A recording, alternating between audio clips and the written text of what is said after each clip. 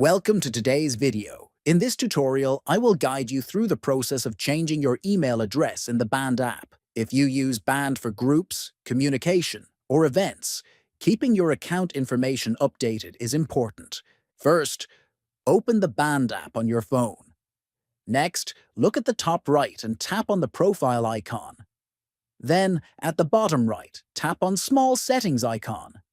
After that, choose the option labeled Account. Inside this section, tap on the Email option. Here, you will be able to enter your new email address. After typing in the new email, tap OK to confirm. After that, Band will send a verification code to your new email address. Open your email inbox, copy the code that was sent, and return to the Band app.